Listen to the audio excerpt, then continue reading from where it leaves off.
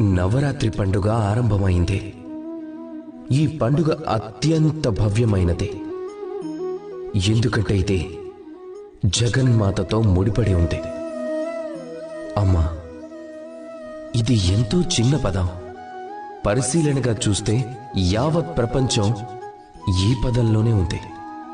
అమ్మా తన సంతానం కోసం అన్ని విధాలా శ్రమిస్తుంది. ఏం చేయడానికైనా సిద్ధంగా ఉంటుంది.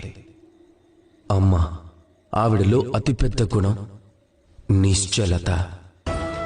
మనసులో ఎలాంటి పూర్వ నిర్ధారితం గాని, ఎలాంటి భేదభావం గాని, ఎలాంటి కపటం గాని ఉండవు.